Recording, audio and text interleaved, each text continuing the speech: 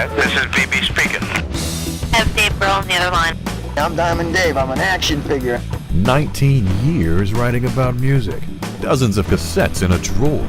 Get ready for conversations that time very nearly forgot. Dave's Old Interview Tapes. Hi, I'm Indianapolis Star reporter Dave Lindquist, and welcome to Dave's Old Interview Tapes, a podcast that digs up musical conversations from an era when your cell phone wasn't smart and being on MySpace wasn't dumb. Today's episode is a Dead & Company special, featuring interviews with Grateful Dead drummer Mickey Hart from 1998 and 2000, plus an interview with John Mayer from 2002.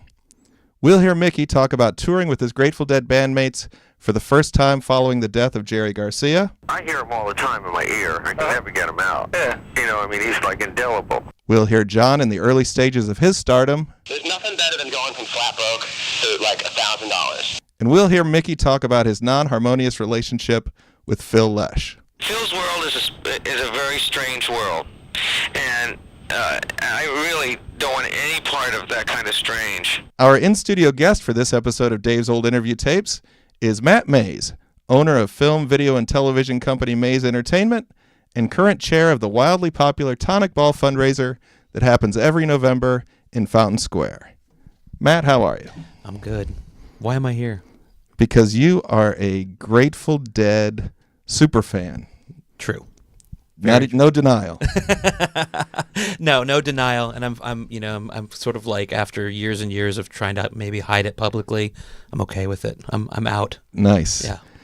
So could you characterize just the thumbnail version of your fandom of the Dead?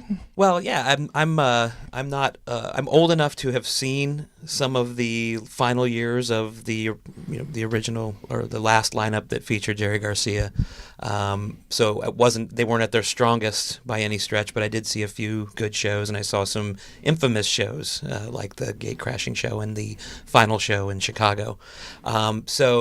But I've been listening since I was probably 13 years old, 14 years old, after his death and after they sort of got kind of figured out whatever it was that they were going to do and all the various incarnations that they've toured in, the various members. I've seen a lot of that as well. And so I've just sort of always been very interested in the music and the history of the band and the San Francisco history and all of the things culturally that were going on around that.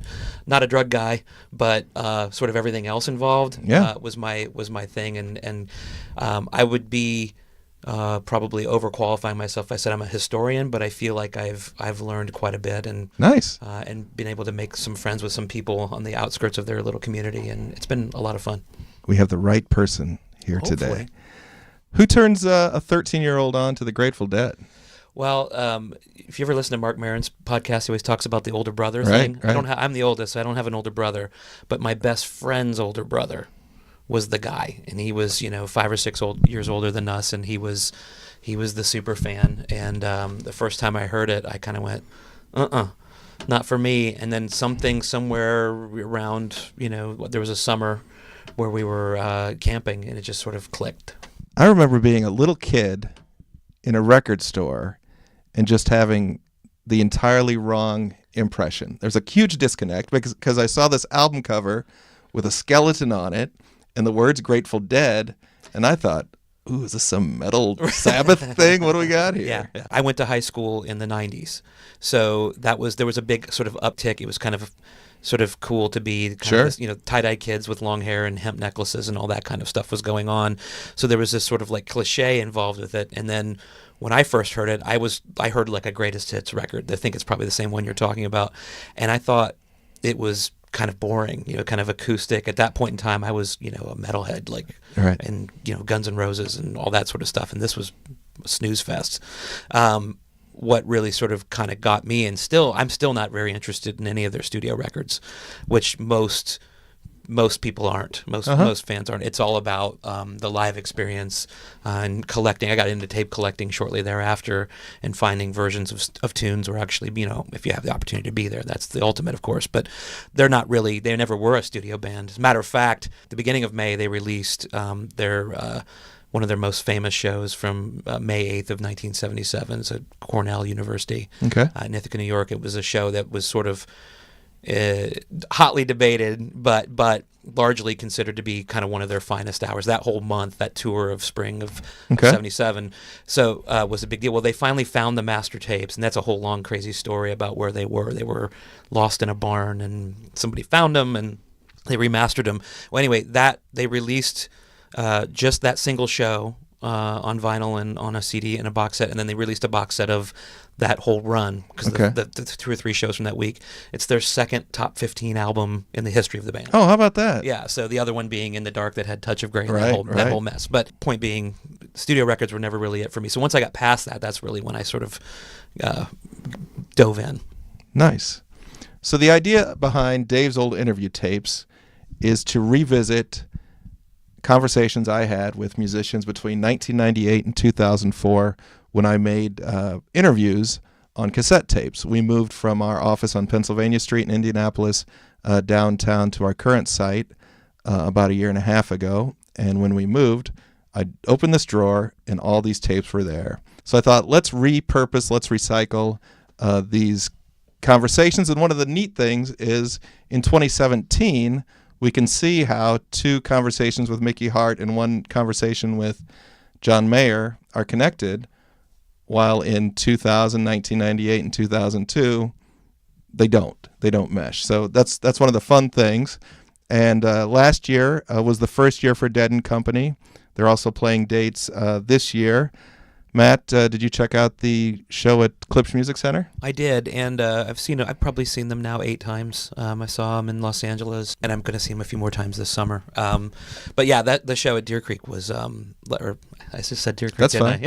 I can't help it. I embrace Deer Creek, Klipsch, Yeah. and even Verizon Wireless. Right. Now, I did see that show, and that was a heck of a lot of fun. You know, it's a whole lot of fun. There was a lot of people there, and it was kind of from the vibe of this band and the tours that have kind of come around it, I think have really sort of, come from the springboard that the Fare Thee Well shows in Chicago in 2015 sort of created. It's the first time that you've seen any of these guys, at least from the original band, playing sheds and large arenas, and I think the audience has come back to them as a result of that, and the sort of vibe and everything has come back as well. The tempos are still slow as molasses, but like nobody seems to care. It's a lot. It has a lot to do with being there, and the band seems to be re-energized as a result.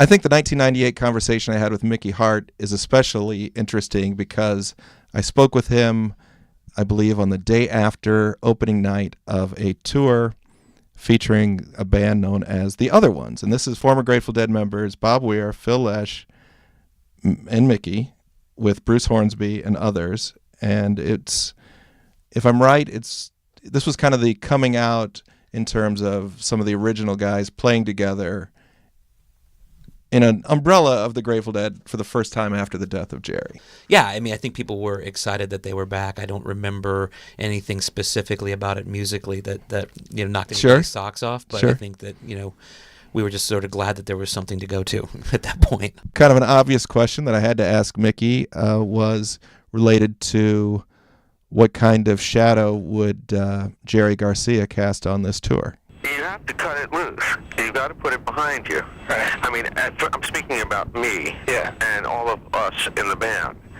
I mean, I hear him all the time in my ear. I can never get him out. Yeah. He's like indelible. But now, as it recedes, I'm starting to hear a new voice. Okay. And I can always recall that voice. That voice will always be with me. But you can't live in the past. I mean, if you do, you die. You're not vital. You're not performing the service that the Grateful Dead was put here on earth to do. To bring joy and music to the people. Right. And uplift consciousness. And that's what the Grateful Dead was always about. So if you live in the past, then you won't be able to service, this is our constituency. So what do you think, Matt? Have the incarnations after Jerry stayed true to that philosophy? Yeah, I mean, I think that they're always certainly trying. I think certain ones, in my personal opinion, it's the only thing I can really speak from, have had better success. he spoke of the constituency, and that's kind of a funny but true way to put it. I mean, I think that largely, at least the people who have been coming to the shows for the last 20 plus years since it's been different, you're always sort of pulling for them. That's the idea, because for people who don't go, or haven't seen it, it's always different, and that's why you keep going. You don't just go see them once and say, well, I've seen them and I see the songs that they play, because every single night is different. Every version of a song from night to night, or different times that they play it, could be different. It's a combination of rock and roll and jazz and all kinds of other music that sort of blend in. It's improvisational music, so you have to, if you're interested in that. I mean, some people might just go for the party. Some people might go to watch and see what the explorations sort of turn out, and for me, that's a really, really fun part of it. There's always hot contention over whomever it is that they've put into the Jerry Garcia slot.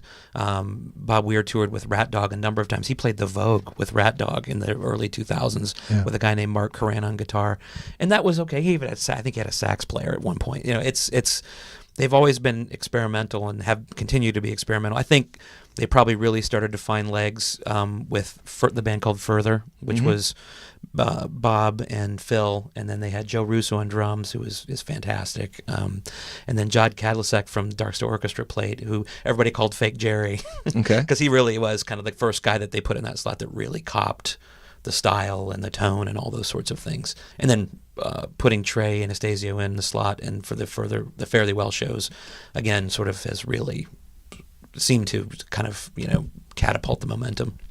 What works in terms of John Mayer in that role? Say what you want about that guy, and I'm not a huge fan of his solo work, and I never really paid attention to him, but he is an unbelievable guitar player. He is for somebody who's his age, I think he's late 30s, he's kind of like our generation's guy. Say what you want about him. I mean, he might be a somewhat unbearable person when he talks out loud, but holy mackerel. So he has, and he's way too smart for his own good, so he has nerded out on this, and he's admitted it. He hasn't been a fan since he was 15 years old. He really only just discovered it a handful of years ago. He's just kind of nerded out and studied it, and seems to, everything you hear him say, approached it in a way that makes sense. Approached it from a fan's point of view, approached it from a musician's point of view, and he's still doing his own thing, because he's really, I think, a blues player at heart. Yes. So when you hear him, he's playing the licks, which you have to incorporate. But you hear Bob Weir or any of these guys talk, they're not telling him, go out there and play it like Jerry. They're saying, do your thing. Here's the songs, here's the framework, do what you want to do. Now, anybody who's going to be successful in that slot is still going to come up, you have the main licks, just like any song is going to have, so that it's somewhat identifiable. Sure. And he's also changed his rig, and so the tone is a little thicker and a little more that sort of clean, crisp tone that sort of makes it works with those songs. Yeah. So, but he's incorporating, it's more aggressive, so it's a little more blues based, and he's attacking some of this stuff in a way that my personal opinion is it's a combination of that late 70s, which is a popular era, but also kind of early 70s, like that Europe 72 era, where it has that kind of focus. But the only thing missing to me are the tempos. It's slow, but slow. Yeah. Well, I think you've just crystallized why someone who's maybe not a super fan can encounter this show and really grasp it. I ran into so many of my friends last year at the Deer Creek show. I said, "What in the world are you doing here? You hate this stuff." And they go, "My wife's a John Mayer fan." He's certainly helping them sell tickets. He's the youngest guy on stage by a mile, right? Except for Oteil, I don't think he's much older than him. It's infused a certain amount of energy, and he loves it, and you can tell. And he doesn't speak on stage, so that helps. On the topic of speaking, I also had a chance to interview Mickey in May 2000 when he was bringing the Mickey Hart Band to the Vogue. And I'm pretty sure I was not needling him with a Jerry Garcia related question, but I believe he probably gets tired of just inferring that people are trying to talk to him about that. And he took an answer, and he has this sigh of resignation in this clip that I just wanted to share with you, that maybe reflects not really digging people always asking him about Jerry Garcia. Jerry's not here. I mean, everybody knows that. So this is not a Jerry thing. This is these songs belong to all of us, and that's it's just it's personal expression. I mean, if you expect me to come here, Jerry, you're gonna be disappointed. He has a point. I mean, they don't have to do what they're doing. At least most of them don't, I don't think. But they continue to do it because people respond to it. If you go on blogs and you go on boards, people have plenty of horrible things to say about whomever it is that's in that slot. Fine. You know what I mean? Don't go. You don't have to. Right. Nobody's forcing you. And there are lots of other things to get excited about when you go to these shows. Certainly, there's nothing that's ever going to replace what they did, but I've seen some really fun things in the time since then. And as a younger guy, like I said, who missed the heyday of the Grateful Dead, this is as good as it gets, and I'll take it. Nice. Another thing we love about Dave's old interview tapes is being able to dip in and out of a timeline and see how things change. So in 1998, Mickey was out on the road with Phil Lesh. And the Fare Thee Well shows also featured Phil Lesh, if I'm correct? Yes, they did. So those were billed as the last time that the Core Four were going to perform together. So we have Mickey Hart playing with Phil in 98, in 2015, and times in between. But in 2000, when I talked to him before that Mickey Hart Band show, he was not really the world's biggest Phil Lesh fan. You don't want to be with someone that doesn't want to be with you. Exactly. You know what I mean? Phil, there's life after Phil. Believe me. And so you just be with people who you want to be with. Phil's world is a very strange world. Okay. And I really don't want any part of that kind of strange. And so it's totally cool. If I saw him on the street, I'd say hello to him. You know what I mean? But we really don't have much in common anymore. He doesn't have anything in common with anybody. Okay.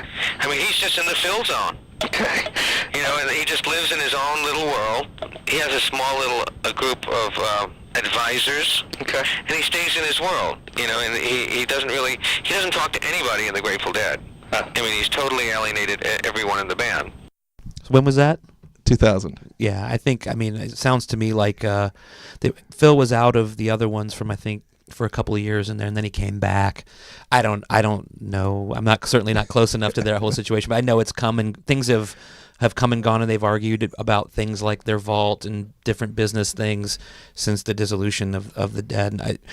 Garcia was sort of known. He was obviously the de facto leader of that band, but he deferred all of it. He didn't want to be the leader. Right. And so, but he was just such kind of a powerful force that I think everybody sort of deferred to him anyways. And after he was gone, it just kind of turned into a mess. And I think that, the interview's 17 years old. I think it's gone up and down since then. I think what you're seeing with Dead and Company is kind of like the last ride that you're going to see, would be my guess, at their age.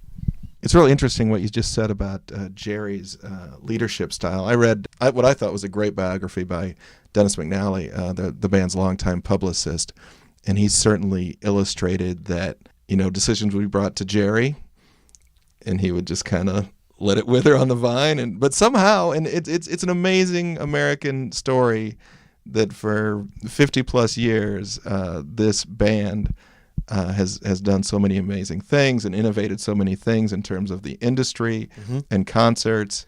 And that's exactly right. I mean, there's marketing books written about, they sort of just ambled into it, because they sort of prided themselves on what they called their lack of business experience. But they've created, sort of the modern sort of model for, especially now with the way, lack of record sales, and you have to sort of stay on the road to be able to make a living. Yeah. I mean, that's what they were doing. They never sold records until the late 80s, and they didn't have a hit until had been a band for over 20 years.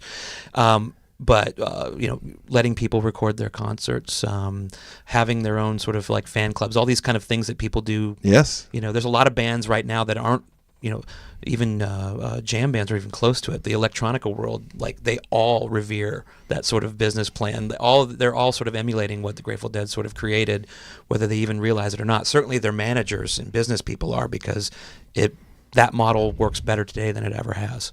So let's shift and hear some of John Mayer. This interview happened before a 2002 show at Pepsi Coliseum, now known as Indiana Farmers Coliseum at Indiana State Fairgrounds.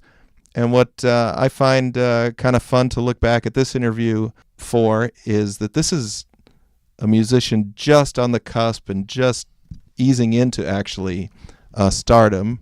I believe he was overseas the day I spoke with him. I asked him about an EP that was reissued after the success of his big album, and I just wanted some clarity on this EP that was called Inside Wants Out. It's a reissue in the sense that when it was first available, I was selling it myself at shows. So you couldn't really buy it. I used to have people mail order it. I used to have people send me a check, and I would send it to them. But that was as much as the distribution I had on it. Do you miss that? Do I what? Do you miss that, being a one-man I miss the fun of going from flat broke to having $1,000. That was fun. There's nothing better than going from flat broke to like $1,000. Any other jump, as exponential as it might be, is nothing compared to zero to like $650. Like you play a show, I got $650, and you play on a Saturday night, you wake up on a Sunday, and you go to the grocery store and you buy all the stuff your mom wouldn't let you have before. You go out and you buy all the star-shaped chicken nuggets, and you go out and you buy all the snack foods that are mainly packaging that you're paying for, all that stuff. Yeah, that was the coolest part of that experience. So here we have the loosey-goosey, charming John Mayer that as time went on didn't become charming maybe all the time, but I just love hearing someone talk about, I'm making it, this is so exciting. Now he has like watches that cost 10 times more than the $650 he's talking about. The big breakthrough single for John Mayer, you probably remember, was a song called No Such Thing. I remember going to John Mayer concerts and seeing him perform this song, and the song has a theme to it about maybe, a typical college experience isn't for everyone. And I always thought it was interesting that, like, wow, are you insulting the crowd that's in front of you? Because if you went to a John Mayer show then and maybe now, that's what you see, all of these people. And I asked him that, and I think he kind of got a kick out of the question. I don't think you're looking out at these people and saying, you're suckers. No, but you know what? You're right, and you're one of the first people to ever really call that out. Yeah. Out of all the many interviews that I've done, people, me saying, so the good boys and girls take the so-called right track, faded white hat, grabbing credits, that's them, and I've always been fearful of that I'm offending the people who I'm singing to. But I think there's just this sense that I'm talking about everybody but the person that I'm singing to, and I think that's really fun. Like, I think it's fun that my audience has let me express that without taking it personally. And I think that other people believe it too, I mean, I probably wouldn't write something like that anymore. So the good boys and girls take the so-called right track, faded white hats, grabbing credits and maybe transfers. I've never been a big John Mayer guy, never gone to his shows, and when this was first announced, I was super leery of it, that he was going to be in Deadco, as most of us were. And so I think a lot of people have had to come around to the notion that this guy is in the Grateful Dead, or in the Right. version of the Grateful Dead. But he's really, again, like I said earlier, he's really put in the work to make it good and really gets it. And when you hear him talk, he's a very long talker and talks in all kinds of circles about lots of different things. And so if you can kind of tune some of that out and tune out some of the outfits that he wears on stage and just listen, it's pretty cool. I guess my only rule that I like to see people observe on stage is no shorts. Just wear pants on stage. It's very, very astute, yes. And there's a picture, maybe you can find this. I'm sure you can find it. I can find it for you. I've seen Bobby wear some pretty short shorts. Oh, those are legendary. That's different. If Bob Weir wants to come out on stage in 1987 with the same cutoff jean shorts and the Larry Bird black Converse, and those are pretty good. Yeah, and then he had this Marilyn Monroe shirt he wore. Like the dude must have gone on tour with like 3 outfits. He claims he still lives in the same house he's lived in for 45 years. He claims to still have the jean shorts somewhere, but they don't fit anymore. Wow. There's even pictures of him with, those like in gym class, they had those red ankle weights that would like. Oh, strap right. Yeah, he'd go out on stage with He those on. performed with those on his. Yeah. And a pink Strat. That's the picture of Bob Weir from like 1987, like a mullet or a ponytail, ankle weights, and a pink Strat. That's your guy. Amazing. So I guess when John Mayer comes out in a matching, he's dressed like a picnic table. Right. Last summer he's got like checked white and blue checked shirt with matching shorts. Yeah. What are you gonna say? Okay, so another thing that's kind of interesting from the contrast of Mayer and Mickey Hart is a generation gap. And right around the time when all these interviews happened, it was the file sharing. It was the height of file sharing, Napster, etc. The world of the music industry in that form was crumbling. And I don't know, for whatever reason, whenever I got on the phone with somebody, we tended to talk about that. I think it's just interesting if you listen to what John Mayer said on the topic and what Mickey Hart said on the topic. I kind of wonder if they ever talk about this among themselves these days. When so much of media and entertainment is trying to incorporate all five senses all the time, so it's overloading, I like the idea that people have gravitated towards what I do if they like it, based on the way that it sounds. And that's the cool thing about file sharing, is that it removes all the other corruption, in some ways, of what else is going on. And, I'm not the person to comment on every facet of, the pros and cons of file sharing, but I can tell you this much. There's a lot of kids out there stealing music from each other's hard drives, at least having conversations about records that they would never have had a conversation about in their life had they lived to be 200. So there you have John Mayer taking a kind of laissez-faire view on it. It's quaint. Also, the term back then was file sharing. Yeah, it's a little dated, isn't it? When I talked to Mickey about the topic, he was quick to clarify who is giving what away, because you've spoken to me about the model of taping concerts and that culture in relation to the Grateful Dead, and this is what Mickey said. I say give what you want away, but don't let anybody take it away from you unless you want to give it. Yeah. I mean, that's what. Yeah, this is what it really is, and we never gave our albums away. Right.